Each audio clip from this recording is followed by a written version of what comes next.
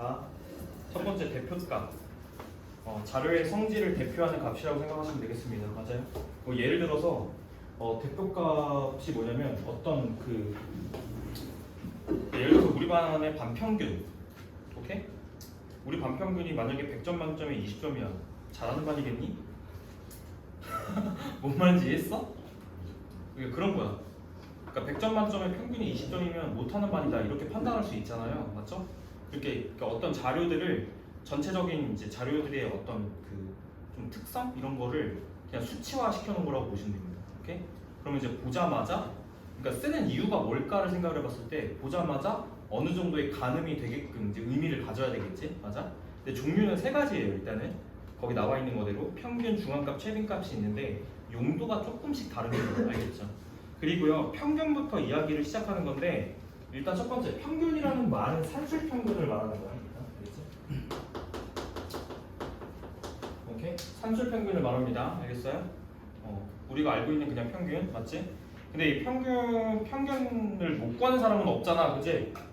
맞아? 그래서 이제 보통 문제 풀이 때는 너 못 구해? 너 왜 무서워? 보통 왜? 스텝이야, 스텝. 봐, 보통 문제 풀이 때는 활용을 어떻게 하시면 되냐면 이렇게 가는 거야. A, B, C의 수학 점수 평균 98점. 오케이? 이해했어? 오케이? 일단 첫 번째 이거를 이해하실 때는 총합에 대한 이해로 바꿔. 알겠지? 얼마일까? 250. 됐어? 끝이야? 실전 문제에서는 이렇게 활용합니다. 돼요? 평균을 줬다라고 하는 거는 뭘 준 것이다? 총합으로 해석을 바꾸십니다. 알겠죠? 총합으로 바꾸세요. 필요한 건 이 정도밖에 없어요. 평균은. 됐죠? 치명적 단점이 있어. 오케이? 우리 반평균이 예를 들어서 한 명 빼고 다 90점을 맞았어. 근데 한 명이 20점이야.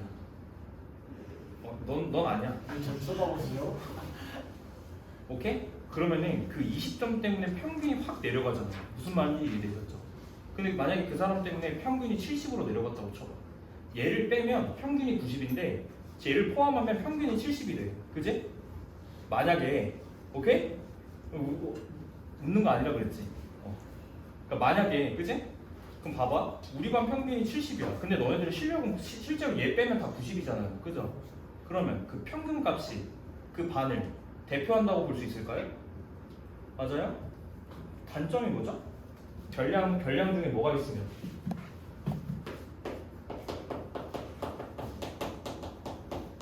극단적인, 오케이? 극단적인 수치를 갖는 별량이 존재했을 때에는 평균이 의미가 크게 없습니다. 알겠죠? 이게 최대 단점이에요. 극단적인 별량이 있을 때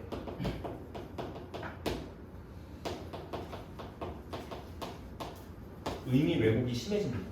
알겠죠? 그러면 만약에 자료 중에 극단적인 값이 있으면 뭘 쓰는 게 유리해요?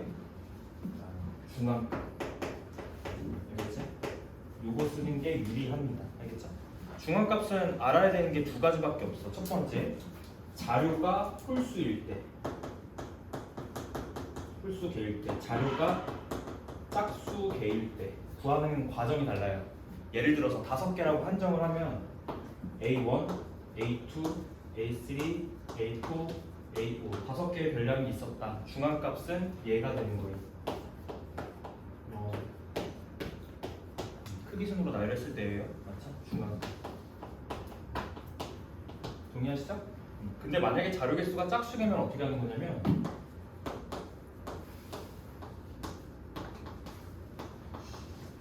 이렇게 돼 있으면 오케이? 이것도 마찬가지로 작은 순서대로 나열했을 때가 이렇게 작은 것부터 가운데 거 있죠. 오케이? 이 녀석의 평균 값이 중앙 값입니다.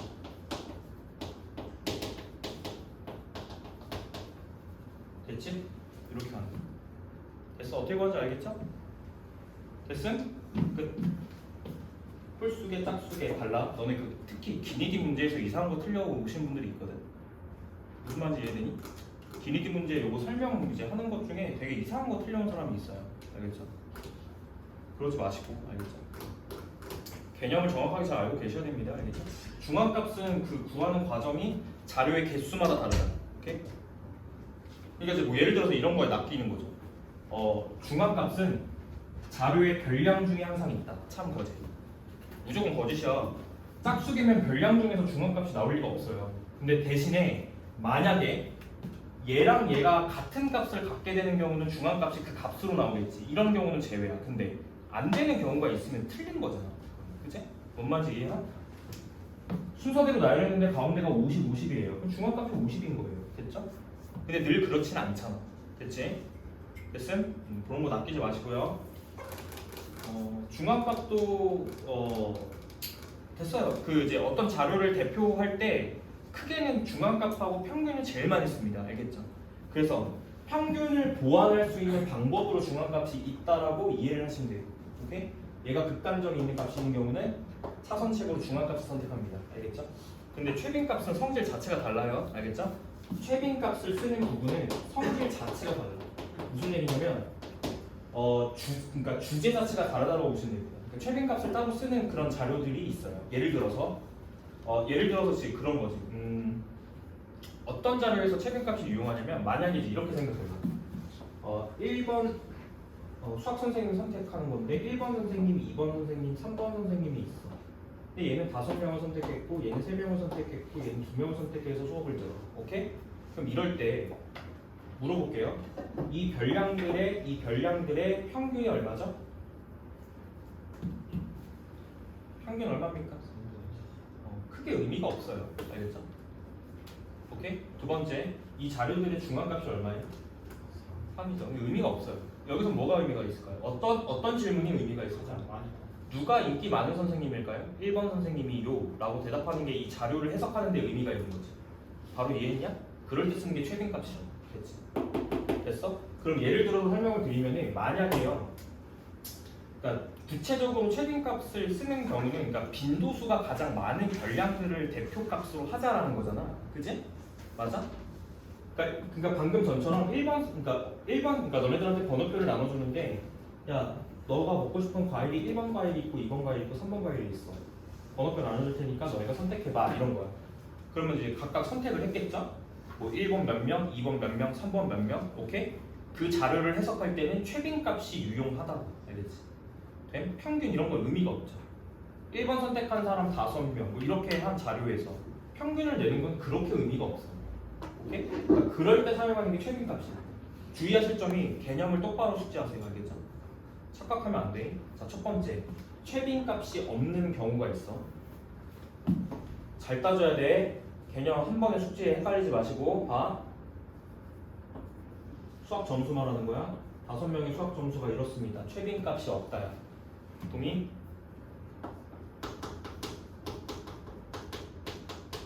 최빈값이 존재하지 않는다. 괜찮죠? 두 번째. 이거는 최빈값이 2개 있을 때야. 최빈값이 3이랑 2 둘 다 될 수 있습니다. 돼? 최빈값은 2개 이상 나올 수 있어. 없을 수도 있어. 그치? 없는 경우랑 중복되는 경우가 정확하게 구별이 됩니까? 다시 최빈값 있어 없어? 없다. 됨? 이건 최빈값 없다. 다 지금 빈도수가 2잖아요. 이건 다 같잖아요. 없어요. 이거. 됨? 정확하게 이해했어? 모든 숫자가 똑같으니까 최빈값이 없다. 이렇게 해석한 사람은 이거 보고 틀린다고. 알겠지? 그러니까 무슨 얘기냐? 빈도수가 다 똑같으면 최빈값이 없어. 이렇게 대답을 하는 거고 뭔가 빈도수가 하나라도 달라지면 두 개 하나니까 두 개를 갖는 그 자료들이 최빈값이 되겠죠. 됐죠? 대표값으로. 됩니까? 지금 이해되죠? 요 정도. 끝이야. 요거 두 가지만 구별하시면 될 것 같아. 최빈값이 2개 이상 나오는 케이스와 최빈값이 없는 경우에 대한 자료에 대한 해석. 됐지? 요게 헷갈려요. 됐죠? 끝. 일단 개념 됐습니까? 나머지는 문제풀이 하시면서 개념 더 단단하게 다져지면 되는 거죠. 됐죠? 여기 설명할 게 없어요. 됐죠? 거기 오른쪽에 설명 나와 있어요. 켈빈 값은 존재하지 않을 수도 있고 2개 이상 존재할 수도 있다라고 돼 있습니다. 돼요? 그 다음에 그 위쪽에는 중앙값에 대한 정보. 홀수계면 크기 순으로 나열했을 때 가운데 있는 그 값이 중앙값. 짝수계면 그 가운데 있는 값 2개의 평균의 중앙값. 됐죠? 이렇게 계산합니다. 됐습니까? 끝. 되죠? 넘어갈게요. 그 다음에 산포도. 개념을 정확하게 숙지해야 돼. 별량이, 그러니까 보기에 막 이런 거 나와. 산포도는 자료의 전체 특징이나 중심적인 경향을 하나의 수로 나타낸 값을 말한다. 참이야 거짓이야? 참이야 거짓이야? 거짓이야. 방금 내가 얘기한 건 뭐야? 대표값이야. 그지? 맞아? 이렇게 나와요. 개념 모르면 안 됩니다. 알겠죠? 별량들이 대표값 주위에서 흩어져 있는 정도를 하나의 수로 나타낸 것이다. 됐죠? 돼요? 산포도의 해석은요. 그러니까 고르다의 의미거든. 이것도 나중에 좀 정리 좀 해줄게. 3가지입니다. 첫 번째, 대표값에는 뭐가 있어요? 평균, 중앙값, 최빈값이 있다. 대표값 중에는. 그지? 두 번째 질문. 산포도에는 정확하게 숙지해. 산포도에는 3가지 있습니다. 첫 번째, 편차. 편차도 산포도야. 편차, 분산. 세 번째, 표준 편차. 3가지입니다. 너네들이 어디서 보통 생각을 많이 하냐면 편차가 산포도인가? 고민을 많이 하시는 분이 있습니다. 맞습니다. 됐죠? 정확하게 3개. 요 3가지가 산포도예요. 됐죠? 네? 대표값도 저거 3개. 됐지? 그 다음에 편차들 특히나 좀 어설프게 공부하시면 편차 또 헷갈려요. 편차는 정확하게 개념이 뭐예요? 자기 별량에서. 오케이? 정신 차려야 돼. 너 알겠어? 거기 써 있습니다. 오케이? 자기 별량에서 평균을 빼는 거예요. 알겠어요?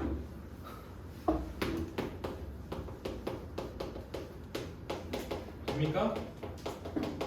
됐죠? 자기가 갖고 있는 별량에서 평균을 빼는 거야. 너는 이거 보통 헷갈려서 보통 이거 순서 바꾸시면 바로 틀려요. 알겠죠? 됐지? 두 번째, 분산은 일단 한글로 좀 텍스트로 좀 정리해 드릴게요. 분산을 구하는 건 뭐냐면 편차 제곱의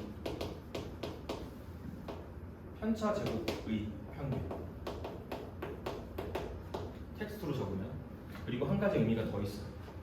얘 좀 내려서 쓸게요.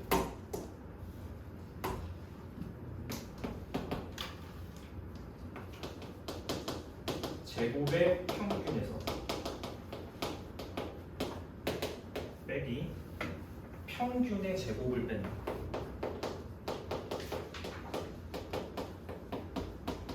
킬러는 이렇게 풀 거야. 알겠지? 킬러는 무조건 이걸로 풀어야 돼요.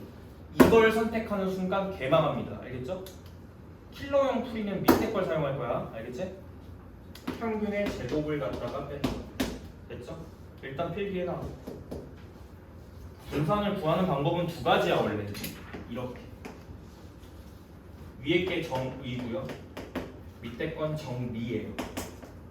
차이가 뭔지는 아실 거야. 알겠지? 정의로부터 증명된 사실이 정리입니다. 알겠죠? 2가지입니다. 이렇게. 그래서 밑에 거는 보통 제가 뭐라고 부를 거냐면 제평, 평제라고 부를 거예요. 알겠지? 분산을 구하는 방법 중에 제평, 평제. 알겠지? 위에 건 정의예요. 편차 제곱의 평균을 구하는 거. 됐지? 됐냐? 구하는 방법이야. 근데 이건 당연히 구하는 방법이니까 외워야 되지 않을까? 맞아요? 그러니까 공식처럼 외워야 되지 않을까? 맞지?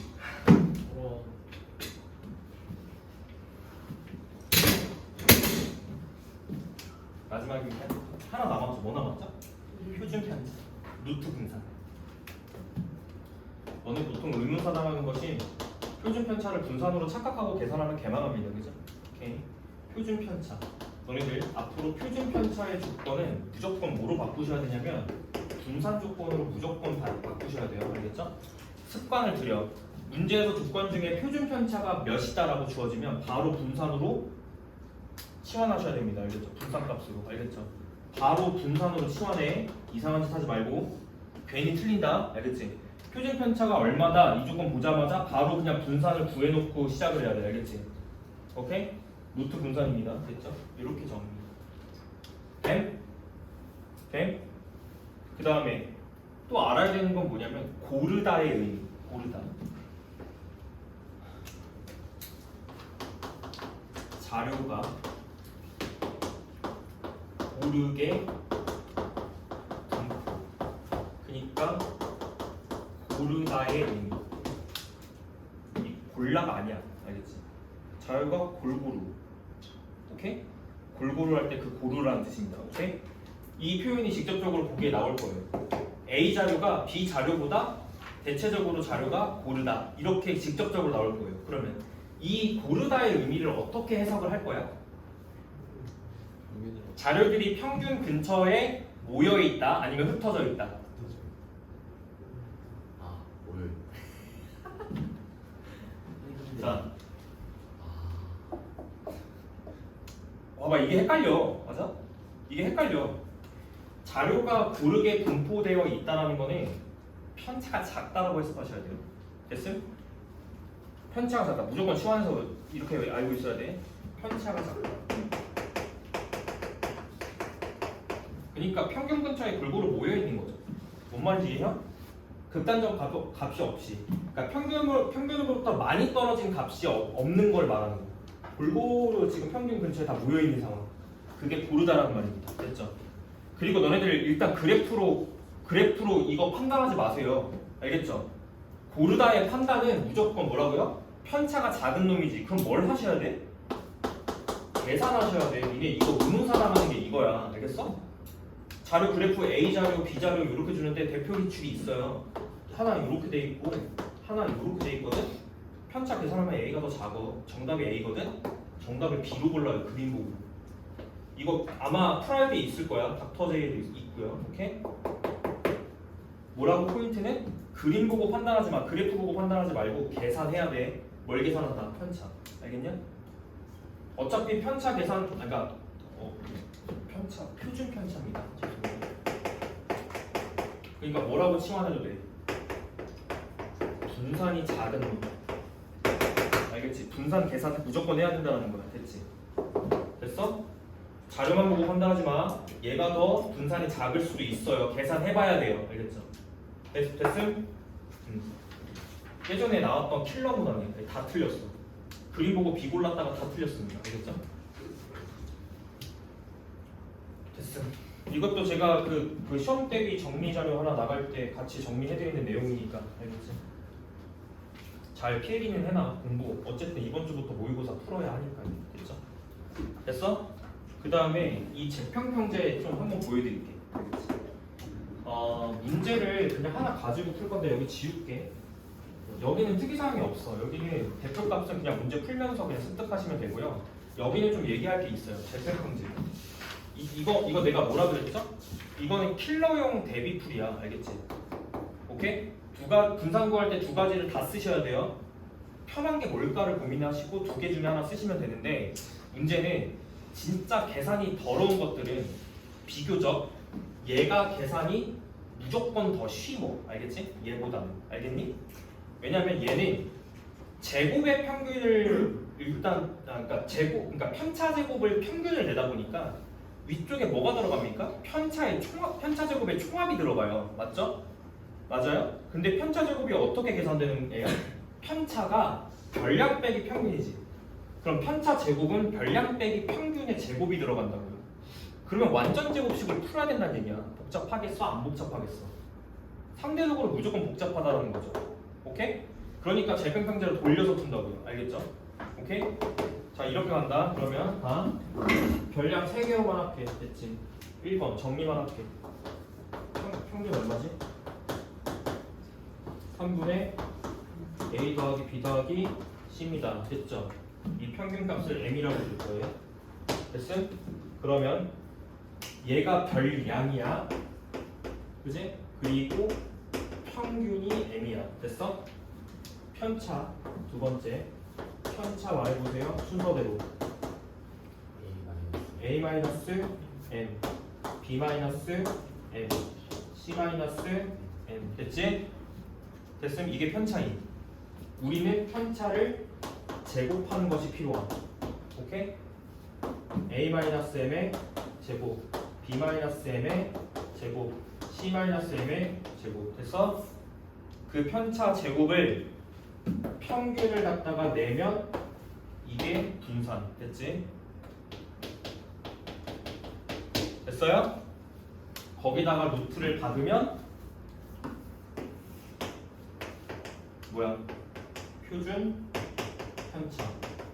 외우는 거 아니야. 과정을 설명한 거야 방금. 알겠냐? 그러니까 결국에는 표준 편차를 구하려면 이 과정이 무조건 들어가야 된다는 얘기지. 1번부터 2번까지 싹 다 들어가야 돼요. 오케이?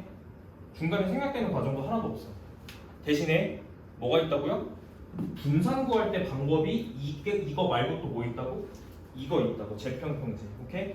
그럼 3번이 재평평제로 가는 방법. 오케이? 별량, 지금 봐봐. 제곱의 평균의 의미는 뭐냐면 별량들을 제곱한 그 새로운 별량, 그것에 대한 평균을 말하는 거야. 그러니까 이게 무슨 얘기야? 별량들을 제곱을 하면요, a제곱, b제곱, c제곱이죠? 맞아요? 제곱의 평균. 이게 제곱의 평균이야. 됐어? 저게 제평이야. 맞아? 제곱의 평균이야. 거기서 뭘 빼요? 평균 값의 제곱을 빼요. 평균이 m이죠? m제곱을 빼는 겁니다. 됐죠? 이게 분산. 됨? 위에 거랑 밑에 거는 같은 식. 유도해보세요. 오케이? 될 겁니다. 완전 제곱식 싹 다 풀어버리시고요. 정리하면 이렇게 정리돼요. 됨? 증명했다. 됐어? 오케이? 여기까지. 그 다음에 기출 하나만 볼게. 이번에 손곡중 킬러로 나온 것 중에 재평형제를 분산 구하는 문제가 킬러로 나왔어. 맞춘 사람이 집트에서 한 명인가 두 명인가밖에 없습니다. 근데 그래도 그냥 저걸로 하면 없는 거 될 것 같죠? 안 돼요. 너가 이게 시험 상황에서 푼다고 생각을 해보세요. 일단 계산하는데 5분 이상 걸리잖아? 땀 일단 나. 그리고 그 문제가 12번인가 11번에 박혀 있어. 그런 게 문제야. 그런 게 문제인 거야. 애들이 거기서 멘탈 다 흔들려가지고 뒤에 원가지성 문제를 쌍로 풀었어요. 그러니까 평균이 막 60몇 점대 나오고 70몇 점대 나오고. 뭔 말인지 이해야? 그거 이제 하는 거 좀 보여줄게. 이게 봐봐. 여기까지 이해해야 돼. 재평평제 알았지? 근데 아는 것까지만 하면은 계산을 거지같이 하세요, 당신들이. 알겠지? 다시 재평평제를 쓰면은 그냥 계산하면 되는 걸로 알아. 알겠지? 근데 이 이후에 이론도 있어. 계산을 어떻게 해야 되는가의 이야기가 있다고. 알겠지? 요거. 됐죠? 손곡 기출로 한번 그냥 보여드릴게.